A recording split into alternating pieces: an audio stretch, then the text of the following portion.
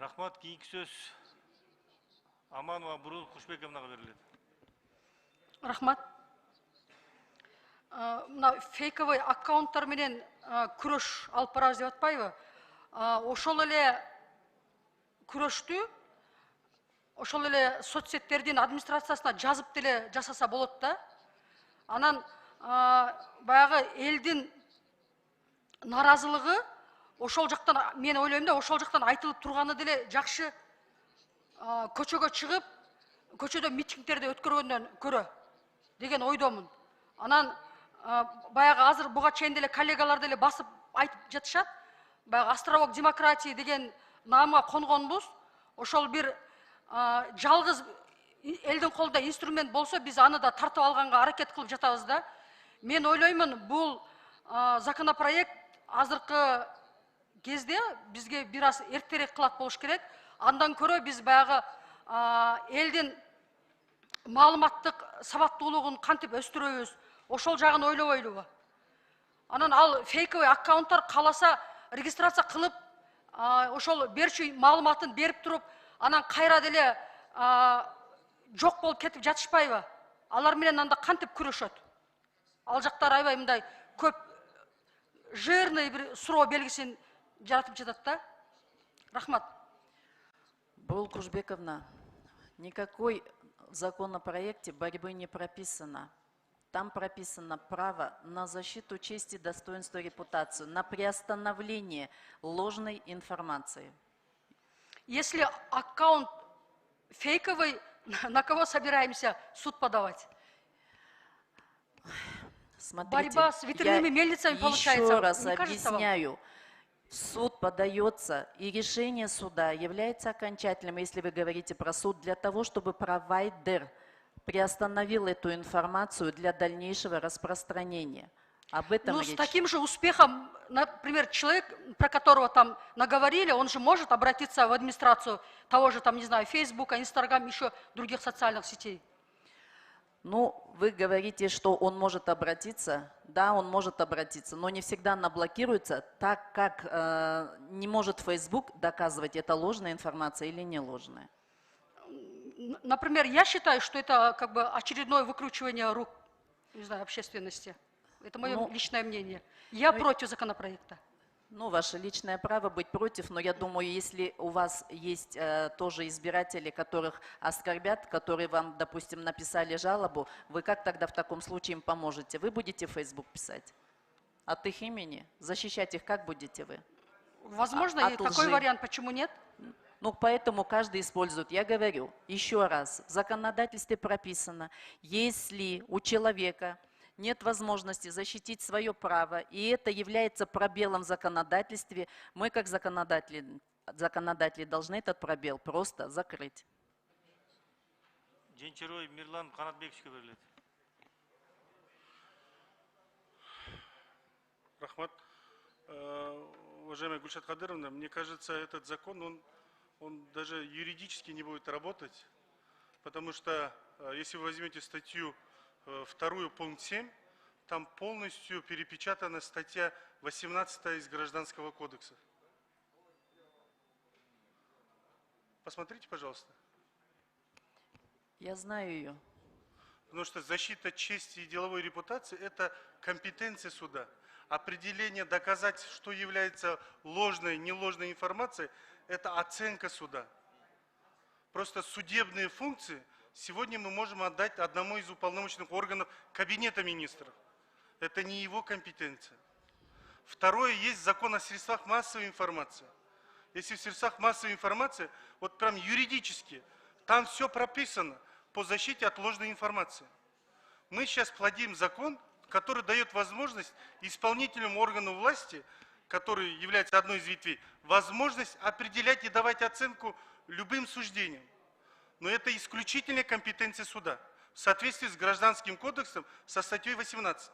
А также в соответствии с законом о средствах массовой информации есть защита чести и деловой репутации, если она информация распространяемая является ложной. Мирлан Канатбекович, вот из уважения к вам я еще раз хочу повторить. Закон о средствах массовой информации не распространяется на социальные сети, так как социальные сети не приравнены к средствам массовой информации. Там написан конкретно перечень, кто подпадает под определение и средства массовой информации. Там также есть требования указать юридический адрес, тираж, там сколько выпущено, телефоны, адреса. Средства массовой информации, они совершенно прозрачно работают. Тут вообще вопросов нету. Нет, Гульшат Кадыровна, Также еще, можно я договорю? Также там написано, что по заявлению граждан, пожалуйста, не обращайтесь в уполномоченный орган, который будет определен. Этого нет, обязательной нормы нет. Пожалуйста, не хотите, подавайте сразу в суд. Вопрос стоит только о приостановлении ложной информации, о приостановлении. Не наказывать там кого-то, фейкового аккаунта, его никто не собирается искать. Вопрос идет о приостановлении информации и авторизации просто пользователей. То, что и делается в социальных сетях сейчас. Почему правила там Фейсбука вас никого не смущает, когда вы подписываете пользовательские соглашения? Вас никого не смущает, чтобы вы указали.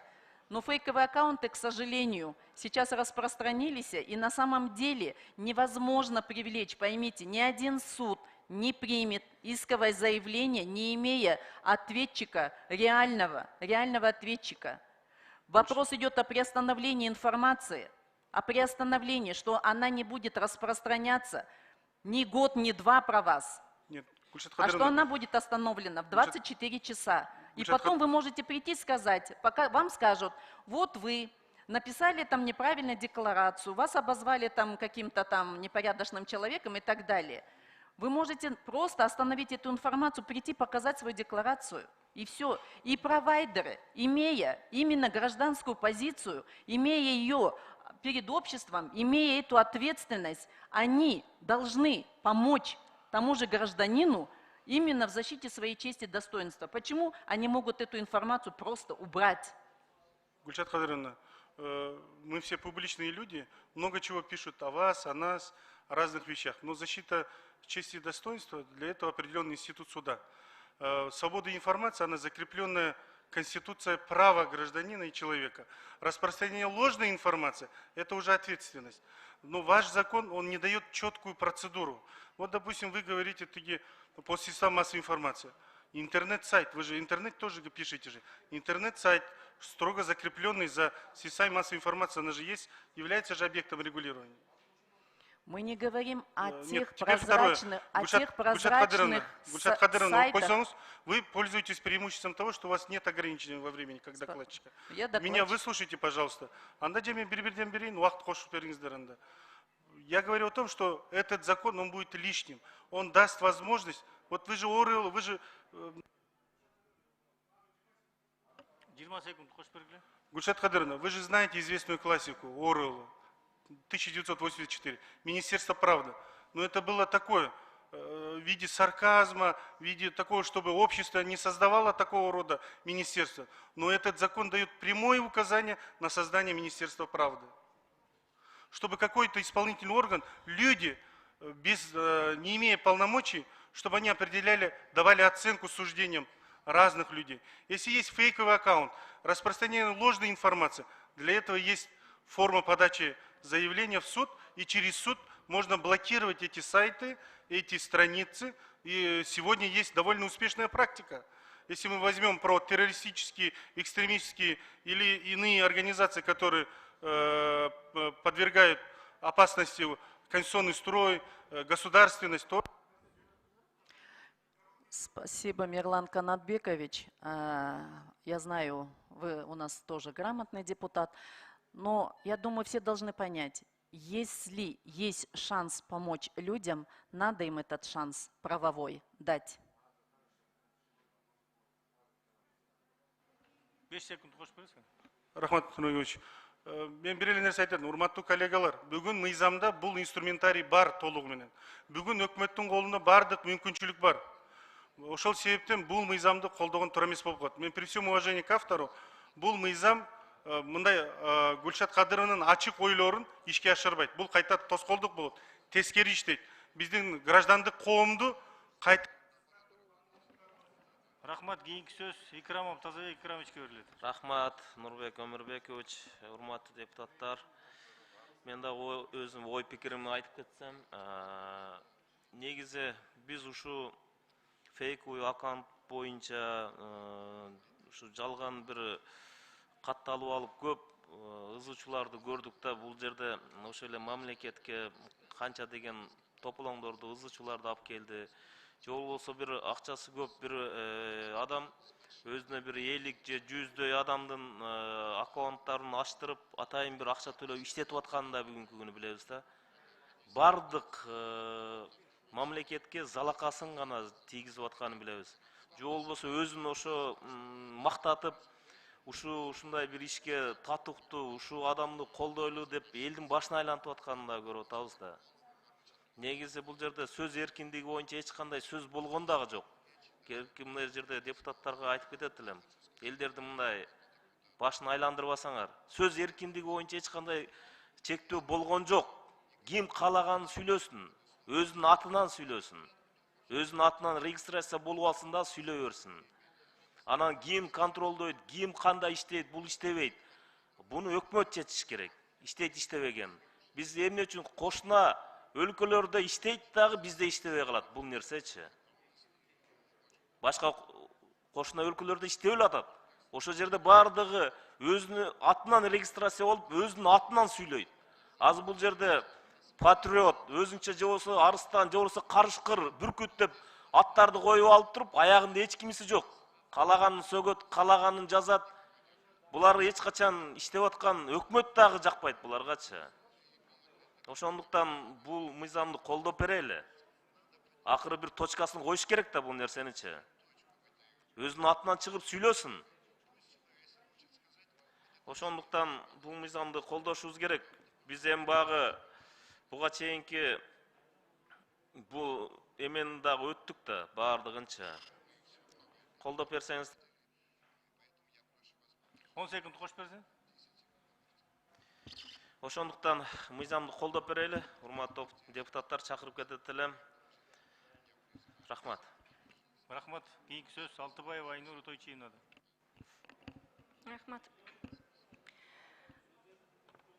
Наверное, прежде чем давать оценку законопроекту, его содержательной части и голосовать, я думаю, это вот надо на себе испытать. Я вот испытала на себе всю силу фейковых атак. Первый раз, когда мы разработали законопроект о установлении пошлин на вывоз золотосодержащей руды, и в соцсетях на меня обрушилась такая большая атака заинтересованности. А заинтересованности не было, мы только хотели, чтобы государство получало то, что ей положено от вывоза наших полезных ископаемых. Вторая волна была еще сильнее, когда мы разработали законопроект о защите здоровья граждан Кыргызской Республики от вредного воздействия табака. Мы не нашли. Фейки начали писать, что всю неправду обрушили на меня и на моих коллег по законопроекту. Возможно, это табачные компании, возможно, я не могу сказать, потому что мы не нашли, кому обратиться и на кого подавать в суд. Мы хотели подать в суд, но даже к КГНВ мы обратились найти, потому что это была неправда, и они не смогли, мне так и сказали, а может быть, это он сидит фейк где-то в Америке и пишет вот это, мы не можем найти. Поэтому я считаю, что ответственность должна быть тех лиц, которые пишут неправду в своих интересах. И, наверное, все-таки, когда мы говорим, более должен быть точный механизм реализации, то есть процедуры установления этих фейков, он должен быть, очень точный, и чтобы, как многие коллеги сказали, чтобы это не повлияло на свободу слова, на те демократические достижения, которые мы за 30 лет достигли.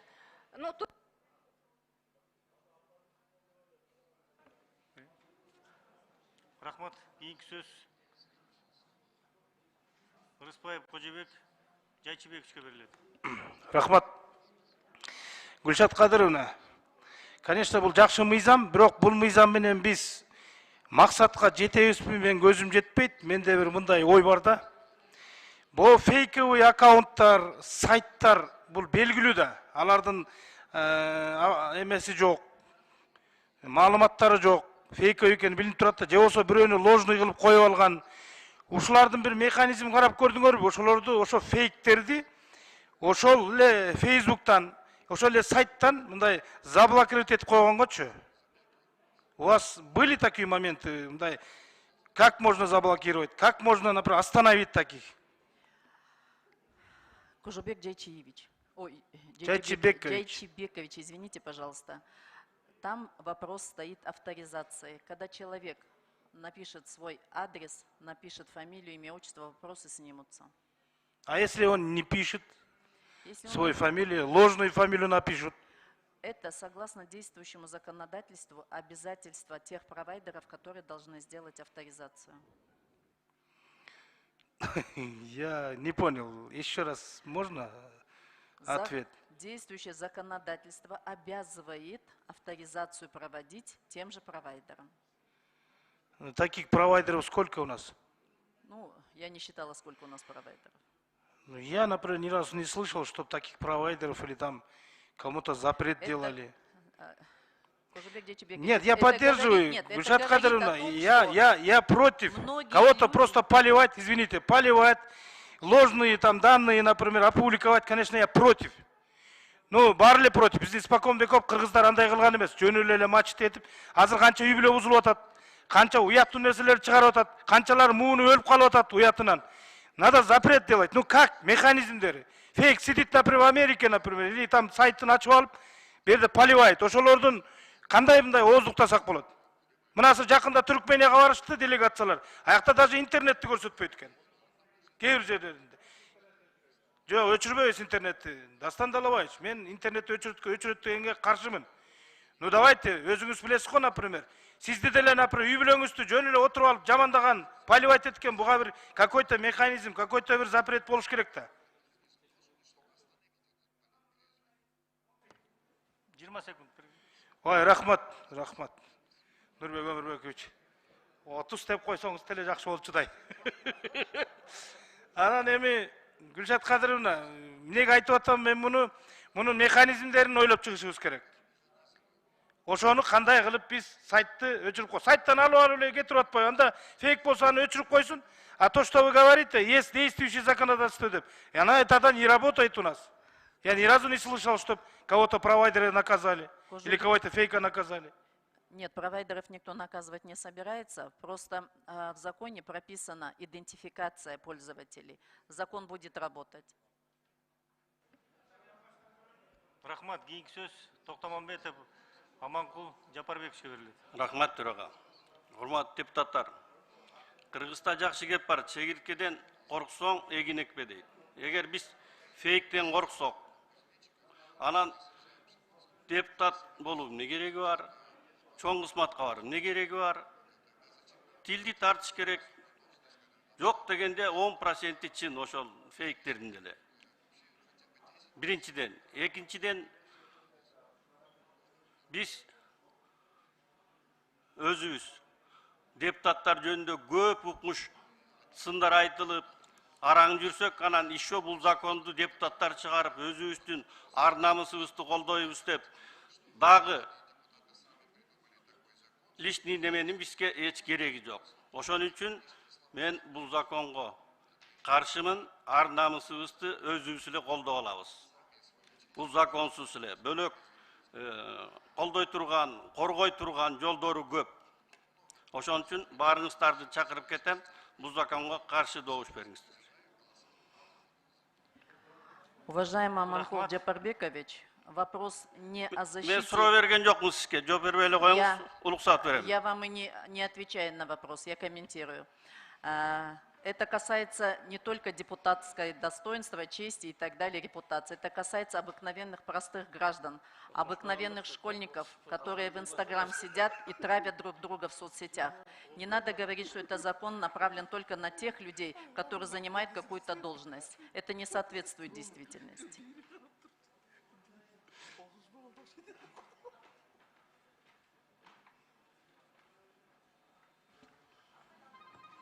Аманкул Жапарбекович, убактыңыз бар дагы бүттүбү? Мен ойымды айттым толугу менен. Себеп дегенде түшүнүктүү болсун, жооп бергенге жараша дагы кайра жооп берип коеюн. Анда мага 1 минут бериңиз, сүйлөгөнгө жараша до конца сүйлөйүн. Действительно-чы, бул закондун өзгөчө азыркы мезгилде кереги жок. Бул баягы мындайча алганда биз өзүбүздүн намысыбызды коргойбуз деп кордоп алабыз. Ошон үчүн мен каршымын бул законго. Рахмат, кийинки сөз Бекешев Дастан Далабаевичке берилет. Рахмат, мен коллеганы колдойм. Саясатка келдимби, чыда. Депутат болосун, министр болосун, президент болосун, швайт. Жазат, жалган маалыматты жазат. Потому что завистников много. Желающих твое место занять много. И это нормально, это надо просто терпеть. И ничего в этом страшного нет, если ты стал политиком. Иначе сиди дома и бойся вот этих фейков. Да, фейки это плохо, но нету механизма бороться с этими фейками. Ни Facebook, вот крупная корпорация не может победить. С миллиардами. 100 миллиардов у них там бюджет, да, не может никак прекратить, там, не может побороть эти фейки. Мы же со своим 2-миллиардным бюджетом хотим побороть эти фейки. Ну это же нереально же. Ну. Про меня пишут всякое, вот про любого из депутатов здесь пишут. Вот я вам даже один пример приведу. С аккаунта в Фейсбуке Садыр Джапаров. В мой адрес тоже бы писались нехорошие слова. Когда начали, я не стал разбираться, я не стал в этих вещах разбираться. Они сами говорят, что якобы аккаунт взломан. Теперь докажи, взломан или это фейк? Или действительно кто-то там сел ночью написал? Он сам или помощник? Если был бы вот такой госорган, он сказал бы, конечно, это не фейк, это и не президент писал, это кто-то взломал, там сидел там. Поэтому этот закон, он полезен только для тех, кто у власти сегодня. Про кого пишут плохое, вот для них он закон полезен. Для простого гражданина он только несет вред. И поэтому я еще раз прошу, ну рты всем не закройте. На кухне всякое говорят, ну что, теперь на кухне домой всем пойдем, вот ты про меня неправильно говоришь. Давайте пойдем вот туда, в кухню тогда, вон на скамейке бабушки всякое говорят про нас там. У каждого депутата по 100 любовниц, у него машины есть дорогие, там что только не говорят, что им... 10 секунд. Им рты же не закроешь же. И этот закон тоже не поможет, поверьте мне. Поэтому это глупейший закон, вредительский, который нужно отклонить. Нурбек Умарбекович, могу прокомментировать? Дастан Далабаевич, вот вы сказали, что законопроектом он, значит, по вашему мнению, не соответствует и так далее. Помнится мне, в 2017 году вы законопроект инициировали. Почему, я скажу. На основании события, которое у вас произошло. В 2015 году вы завели уголовное дело на анонимный аккаунт. Там сколько там, 3 недели, где-то милиционеры бегали, искали этот анонимный аккаунт, вы не смогли найти.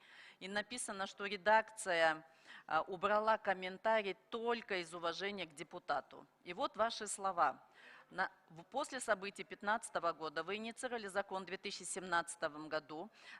Почему? Потому что вы хотели, чтобы была ответственность. И именно в суммовом выражении, там от 20 тысяч сомов за нарушение и неуважение к чести, достоинству, репутацию. Я еще не договорила.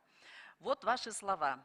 Считаю, что каждый должен отвечать за свои слова, тем более за клевету.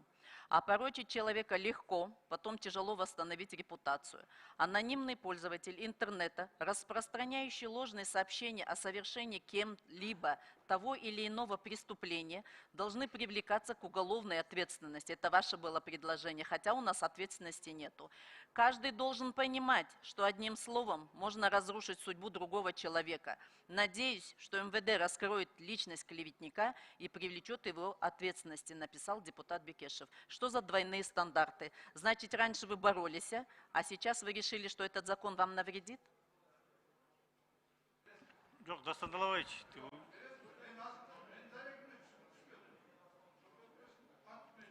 Жоқ, бүтсін азыр, емечі, андан кейін айтыңыз, андан кейін шығып сөйлеңіз.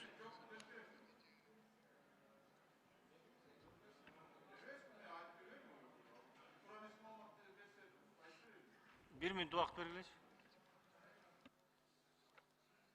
Екінші микрофонды. Уважаемая Гульшат Кадыровна, вот проблема в том, что у вас нет юридического образования. Есть в Уголовном кодексе ложное сообщение о совершении преступления. Раз. Есть в Гражданском кодексе защита чести и достоинства. Я никогда не предлагал, чтобы этим занимался какой-то госорган. Если вы путаете с тем, что о порядке исполнения уже принятого судебного решения, который был законопроект, и путаете со своим, я думаю, что вы тогда мало понимаете свой собственный законопроект. Надо различать эти вещи. То, что вы прочитали, это касалось ложное сообщение о совершении преступлений, и ответственность в этом есть, и в Уголовном кодексе статьи прописаны, могу вам показать эти статьи. Гражданский кодекс могу вам также показать статью 18 «Защита чести и достоинства». По компенсации морального вреда тоже могу показать. Поэтому, если вы не знаете сути законопроекта, большая просьба, ну не извращайте и не делайте так. Рахмат, кейінгі сөз Бакиров Мамасадық Сабировичке беріледі. Рахмат. Жоғарыда аябай терең талқы болып жатат. Бұл мәселе бойынша президенттің өкілінің ойын білейін дедім біле. Возражениемнен келді. Азыр қайра қарауға кирип атат. Бүгінгі күндө президенттің ойы қандай болады ушу мыйзам бойынша?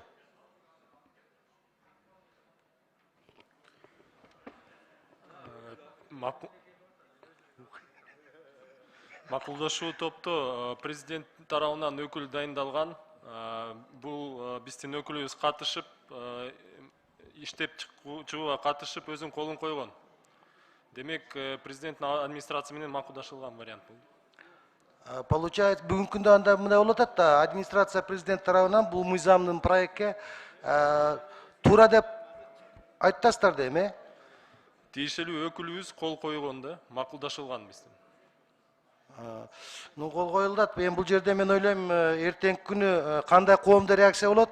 Бул жерде президенттин өкүлү кол койгондон кийин макулдашууга, кийин эртеңки күнү ал кишиге бир подудар коюп койбойсуздарбы?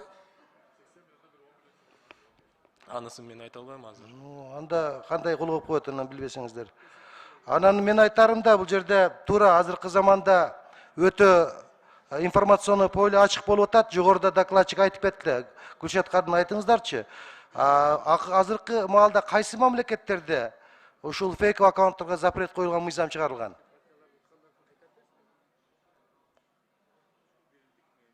Гүлшат Кадыровнадан микрофон күйүп кала.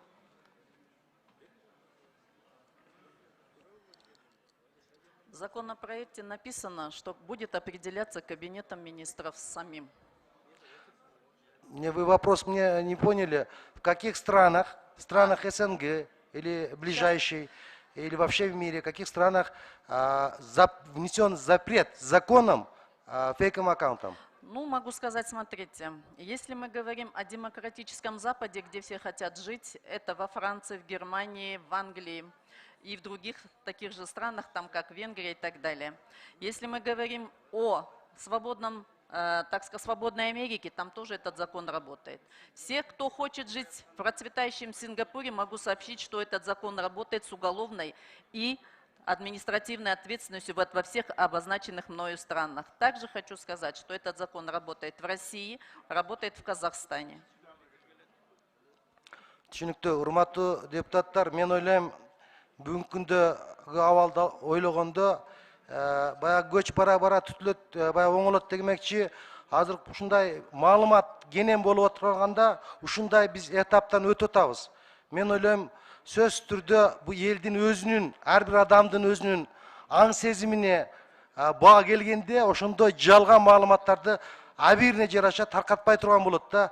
Бүгүнкү күндө мен толук ишенбей турам, эгер жазылган кодекстеги жазылган нормалар иштебей турганда, бул мыйзамды кабыл алгандан кийин эртеңки иштеп кетишине көзүм жетпей турат.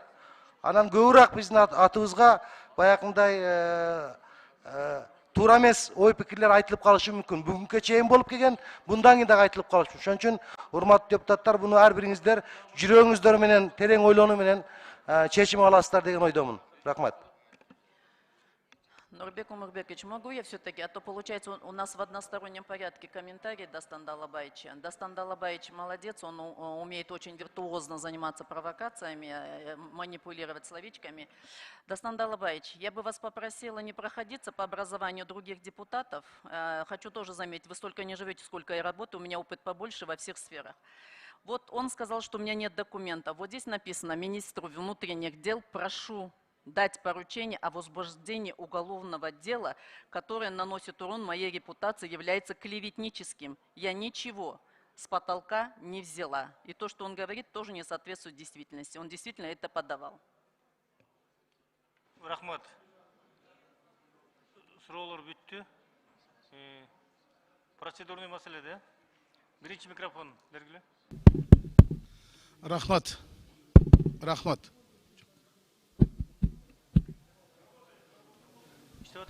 Мен жетишпей калып турдум да. Кеч чыгып калдым, бирок ушул мыйзам боюнча оюмду ортого салайын дедим да.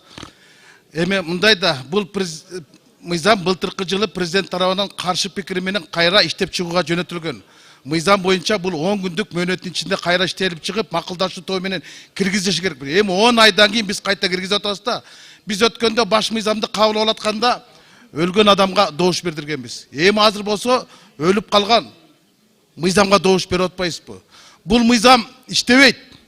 Ачык эле айтып коеюн, эгер иштей турган болсо, бийликтин куралы болуп калган иштейт. Бирөөлөргө иштейт, бүтүндөй бийлик үчүн иштейт. Анан манипуляция деп атпайбы? Манипуляциянын аты жаман да. Бул башкалар үчүн капитуляция болуп калышы мүмкүн да. Каршы чыккан адамдарга, анан фейктер, троллдор, анан ар намысты коргоо депчи. Ар намысы бар адам, ар намысы соттон издебейт. Ар намысын көкүрөктөн, анан элдин арасынан издейт. Сен кандай адам экениңдин эл өкүнекин эл билет. Ал эми комментарийлерди окуп алып эле минтип атат, тигинтип атат деп ага маани бере бербеш керек да. Сен ага чыда. Ал жаста, бирок ал жаскан чындык эмес да. Анан чындыкты элдин арасынан издеш керек. Анан бул азыркы мыйзамды биз аткаруу турган орган жок. Каржылай турган орган да жок. Мындайча айтканда буту колу жок эле мыйзамды алып келип тыгып атабыз да, ушуну кабыл алып коюш керек депчи. Бул эми сөз эркиндигине тоскоолдук жаратпайт деп аткансыңар да, еще как жаратат. Еще как жаратат. Бул мыйзам бир гана бийлик үчүн иштейт. Карапайым эл үчүн, башка адамдар үчүн иштебейт. Бийлик өзүнүн ыңгайына жарата гана иштейт да. Ошондуктан бул мыйзамды колдоого чакырам. Четке кагууга. Рахмат. Рахмат. 4-чү микрофон. Урматтуу кесиптештер, көңүлүңөрдү бир нерсеге бургум келет да. Мына азыр коомчулукта биз бөдөмүк эме кылбашыбыз керек. Мына туурасын түшүндүрүшүбүз керек да. Бул мыйзамда сөз эркиндиги ошол бойдон эле калып атат. Эч жерде ограничение койгон жок. Жалган жалоо боюнча болуп атат. Мисалы катары айтайын, ушул микрофондо туруп мен жакында мына төрагага сунуш берген болчумун. Жогорку кеңештин ушу машина кое турган парковкаларын бизге ушул бир шлагбаум коелу деп. Аны официальный сайттар туура эмес, мен айтпаган, кайрадан жогорку кеңешти депутат Абдалиев айландырып тособуз мурункудай кылып деп туура эмес маалымат берди. Маселе ушул болуп атат. Мен түшүнгөнүм боюнча бул туура эмес маалымат берилбеш керек. Официальный сайт болобу. Эми жана фейктер боюнча кээ бирки олигархтардын, кээ бирки бай адамдардын 100-дөгөн, 500-дөгөн фейктер бар экен. Каалаган адамын каалагандай жамандап кое берет, бир тараптуу. Кээ бирки сайттар бар. Карасаңар, только бир тараптуу. Только бир тараптуу. Мына ошого окшогон жалган жалоону биз жок кылышыбыз керек. Бул интернетте болобу, башка жакта болобу, телевидениеде болобу, жалган айткан маалымат болбош керек. Мен ушуну колдобоймун. Рахмат. Рахмат. 3-чү микрофон. Рахмат, урмат төрага. Биз бир аз кечигип калдык. Бизде фракция өтүп калды. Гүлшат Кадыровна, бул мыйзамды мен колдоймун. Анткени себеби бул мыйзам сиз алып жазып чыгып атканда бир топ сиз дагы сиздин атыңызга, үй бүлөңүзгө чейин мындай каралоолор келди да. Мен дагы мисалы ушу НПОлор боюнча мыйзам алып жазып чыкканда бир топ каралоолор болгон. Мен айтар элем ушу кантип ушу жалган, ошо фейктерди колдонуп, жалган кароолорго барып аткан ошо адамдардын беттери чыдабайт. Бул жалаң эле оппозицияда эмес. Бул бийликте отургандардыкы да бар. Мен ушул мыйзамды кабыл алса, бийликте отурганы дагы, оппозицияда отурган дагы, буна ар бир адамдын ким ошону колдонуп атканы жүз ачылат. Бул мыйзамды колдоп, күчүнө киргизип, керек болсо дагы мындан күчтөнтүп оңдош керек. Бул жерде акчасы барлар, сырттан келген акча менен туура эмес мисалы маалыматтарды жиберип, жалаң эле бир адамга эмес, биздин мамлекетке дагы терс сындарды алып келип атат. Терс туура эмес нерселерди алып келип атат. А биз баягы фейктермен колдонгондо биздин эл туура эмес түшүнүп калып, убакыт өткөндөн кийин кеч болуп калып атат. Биз ушундай нерсени жокко чыгарышыбыз керек. Бул союз учурунда дагы керек болсо мурунку учурда арызчыларды алып алып, ар бир чоңду же болбосо өзүнө оппонент болгондорду каралатып келген, сотко берип келген. Ошондон биз арылышыбыз керек. Гүлшат Кадыровна, bundan тартынбастан, коркпостон бул мыйзамды аягына чейин колдоп чыгышыбыз керек. Мен ушул жерде отурган жалпы урматтуу депутаттар барыңыздар чакырам. Ушул мыйзамды колдоп берүүңүздөрдү. Анткени мына ар бириңиздин да сыртыңыздардан каралап кайрөө мисал жаздырып атышат. Мына бул биздин да башыбыздан өтүп атат. Бул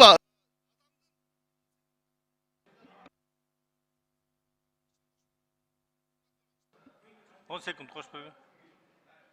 Кайры адамдардын үй бүлөсүнө чейин кирип туура эмес маалыматтар берип жазып атат. Ошон үчүн чакырат деп колдоп коюңуздарды. Рахмат. Экинчи микрофон. СДПК Мадеменов. Урматтуу депутаттар, биз мыйзам чыгаруу бийликтин өкүлдөрүбүз. Кожобек Жайчыбек жугуп коюңуз.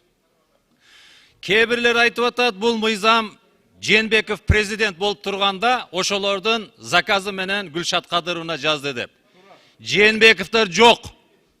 Алар тарыхта элдин каргышына калган үй бүлө. Мен катуураак айтайын. Мен бул мыйзамды колдоймун. Фейктер ким колдонот? Фейктерди бийлик колдонот. Фейктерди Райым Матараевке окшогон акчалуулар колдонот. Фейктерди өзүнөн корккондор колдонот. Алсыз, билимсиздерди фейкке отургузуп, бирөөдү жамандаттырып, өзүнү жакшы жагына көрсөткөнгө гана колдонот. Ошон үчүн ал жерде комментарий деп кээ бир депутаттар айтып атат. Комментарийдин артында үй бүлө жабыркап атпайбы? Үй бүлөдө акылы толо элек уулдар бар, акылы толо элек кыздар бар. Анын атасына, апасына акарат келтиргенде алар психологически жабыркап атпайбы? Ошон үчүн бул мыйзамды колдоо беришиңиздерди суранамын. Эч ким бирөөгө акарат келтиргенге комментарий болобу, башка болобу акысы жок. Если сен адам болсоң, жүзүңдү ачып, адамдын бетине анын айыбын айткын. Аны айта албайсыңбы? Анда сен адаммын деп өзүңдү башыңды көтөрүп жүрбөгөн. Ошон үчүн бул мыйзамды колдоо бериңиздер.